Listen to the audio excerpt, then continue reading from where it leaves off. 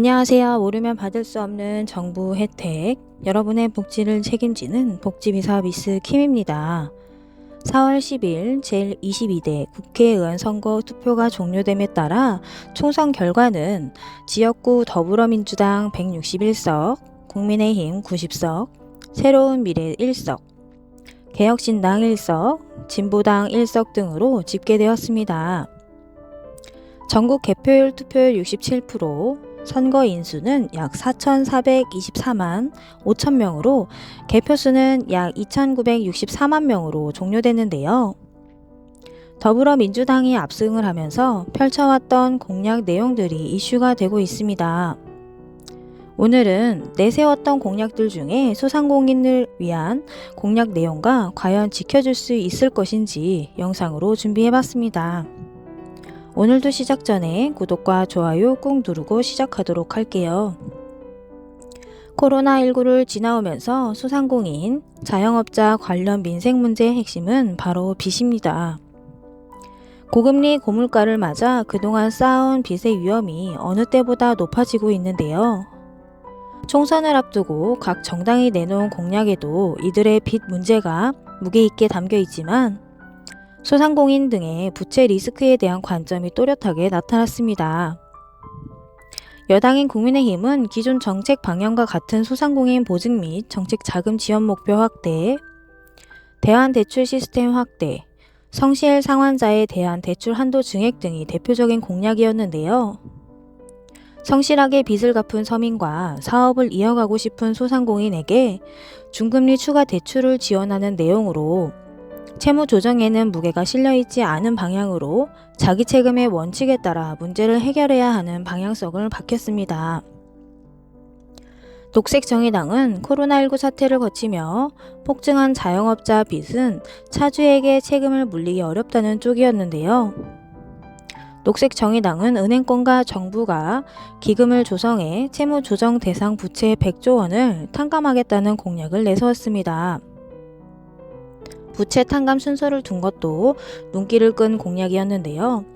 코로나19 당시 영업금지 및 영업 제한 대상이었던 업종 1순위였습니다. 전대미문의 감염증 사태를 이겨내기 위한 조처로 손실을 감내한 만큼 공동체가 이를 함께 부담해야 한다는 취지였습니다. 더불어민주당은 두 정당의 절충안에 가까웠는데요. 민주당은 취약 채무자에 대한 청산형 채무 조정 확대를 공약으로 내세웠습니다. 소상공인, 서민에 대한 채무 면제를 확대하겠다는 뜻입니다. 다만 민주당은 채무 면제의 대상과 범위는 밝히지 않았습니다. 민주당은 대환대출 및 정책 자금 지원 확대도 공약에 포함하며 두 정당의 절충안에 가까운 공약을 내세웠습니다.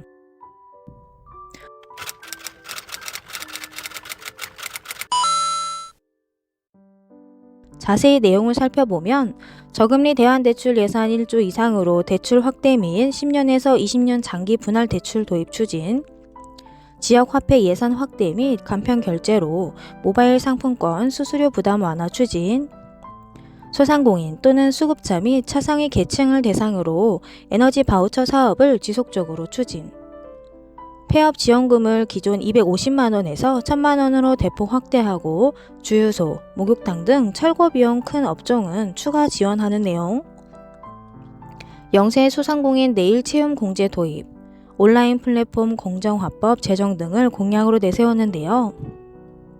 이번 총선에서 압도적 승리를 하면서 과연 이 공약들이 지켜질 것인지 관심이 쏠리고 있습니다.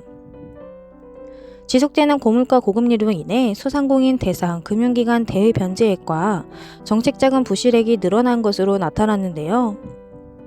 국회 정무위원회 소속 오기영 더불어민주당 의원이 지난 8일 신용보증기금에서 제출받은 자료에 따르면 지난 2월 해당 기관에서 대위 변제한 대출 건수와 금액 2,826건, 금액으로는 375억 원으로 집계됐는데요. 이는 지난해 2월 1258건, 189억 원보다 각각 2.200건수 금액으로는 2.14배로 늘어난 수치라고 합니다.